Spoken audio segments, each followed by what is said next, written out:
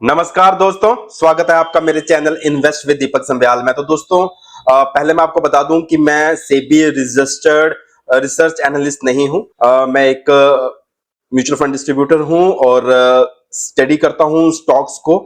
मेरी कोई भी बाय या सेल रिकमेंडेशंस नहीं है। ये सिर्फ एजुकेशनल पर्पस के लिए वीडियो बनाया गया है। आप अपनी रिसर्च खुद करें। जहां जो भी डिसीजन लेना है आप अपने रिस्क एपेटाइट और फाइनेंशियल एडवाइजर को पूछ के ही आप ये डिसीजन लें। तो चलो वीडियो शुरू करते हैं। आज इस स्टॉक को हम एनालाइज करने जा रहे हैं। उस स्टॉक का नाम है यूनिकॉमर्स ई सॉल्यूशंस। तो दोस्तों, ये स्टॉक का आप चार्ट पैटर्न देख सकते हो। ये वीकली चार्ट पैटर्न है। आप देख सकते हो कि जब से इसका आईपीओ आया है तब से ये अपने अपर लेवल जो इसने 240 या 250 के आसपास ये स्टॉक गया है, वहां से करेक्ट होके आज ये 113 पे क्लोज हुआ है। तो इसका पैटर्न ये सजेस्ट करता है दोस्तों, ये वीकली जो आज क्लोजिंग हुई है वो इस ट्रेंड लाइन के ऊपर क्लोजिंग हुई है। ये एक डब्ल्यू पैटर्न होता है। डब्ल्यू पैटर्न बनाने की राह पे है ये।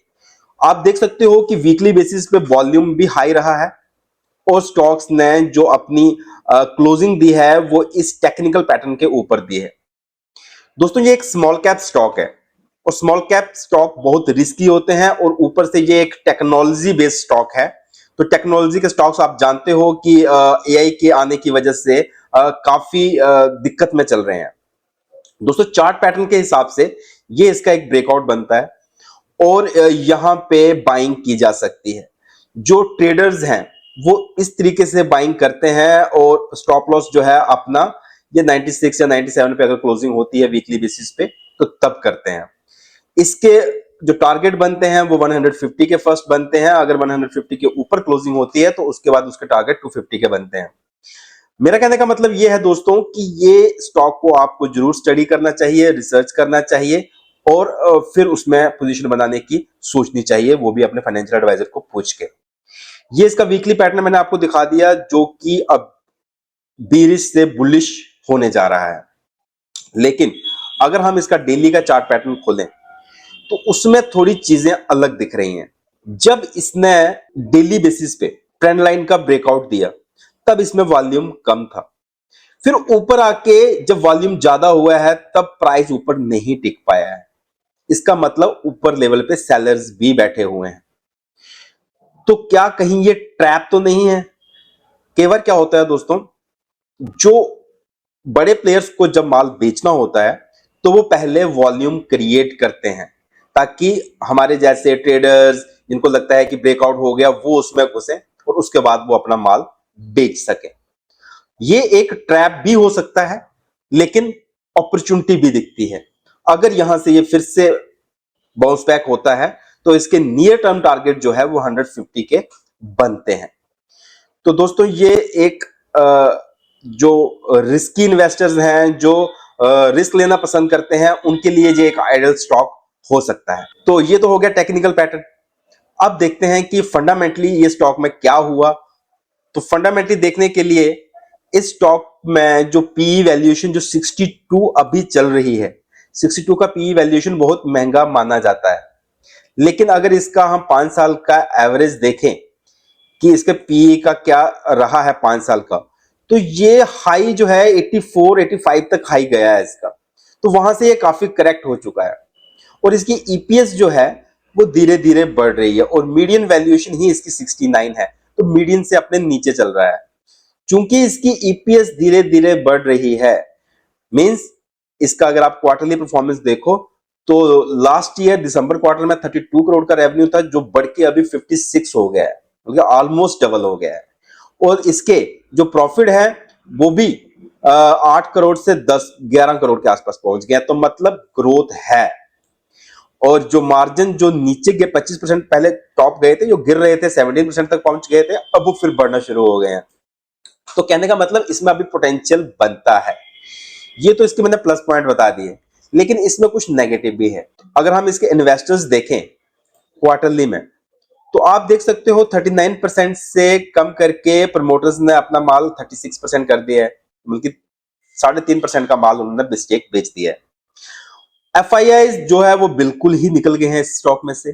डीआईआई जो 10% के आसपास लिए थे जब इसका आईपीओ आया था, वो भी कम करके 5% कर दिए हैं और पब्लिक माल भरे जा रही है। नॉर्मली जब इनको स्टडी किया जाता है शेयर पैटर्न्स को, मतलब शेयर होल्डिंग पैटर्न को, तो ये चीज देखी जाती है कि अगर एफआईआई डीआई माल बेच रहे हैं तो वो एक नेगेटिव माना जाता है।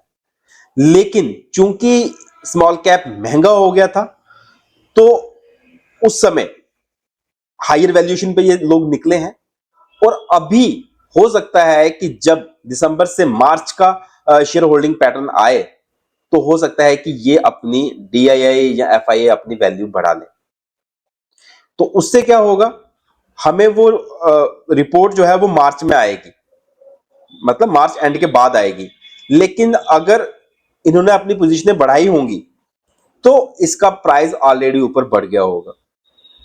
तो ये रिस्क रहेगा कि क्या ये बिल्कुल एग्जिट कर रहे हैं अपनी पोजीशंस को, या फिर नीचे के लेवल पे ये फिर से एक्यूमुलेट करेंगे।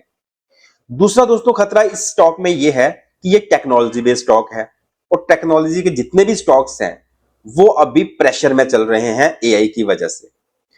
दोस्तों अगर कोई इसमें लॉन्ग टर्म के लिए बेट लेता है और अपना स्ट्रिक्ट स्टॉप लॉस 96 95 वहां पे रखता है, तो उसके लिए ये एक आइडियल स्टॉक हो सकता है, क्योंकि ये स्मॉल कैप है, इसके रेवेन्यूज बढ़ रहे हैं, प्रॉफिट बढ़ रहे हैं, और जो पैसा इनके पास आ रहा है उसको फिर से ये रीडिप्लॉय कर रहे हैं, क्योंकि ये एक ग्रोथ स्टॉक है। तो दोस्तों बहुत प्रोबेबिलिटी है कि ये अगले 2-3 साल में स्टॉक जो है डबल हो सकता है इस रेट से, प्रोवाइडेड एफआईआई या डीआईआई इसमें अपनी पोजीशनें बढ़ाएं, या फिर जो टेक्नोलॉजी के ऊपर जो एआई का इशू बना हुआ है वो रिजॉल्व हो, तब जाके इस स्टॉक में चीजें बन सकती हैं। लेकिन मैं ये कहूंगा कि अगर कोई टेक्निकली चल रहा है तो जरूर 96 97 का स्टॉप लॉस लगा के अपनी पोजीशन बना के 150 के टारगेट के लिए वो इसमें पोजीशन बना सकता है। बाकी आप जो भी करना है अपने फाइनेंशियल एडवाइजर को पूछ के कीजिए। ये एक रिस्की बेट है, बट हाँ, जहां रिस्क है वही इश्क है। तो जो कोई रिस्क ले सकता है वो ये काम कर सकता है, और जो रिस्क नहीं ले सकता वो बिल्कुल ना करे, क्योंकि इसमें प्रोबेबिलिटी जो है वो 50-50 की ही होती है। धन्यवाद दोस्तों ये वीडियो देखने के लिए।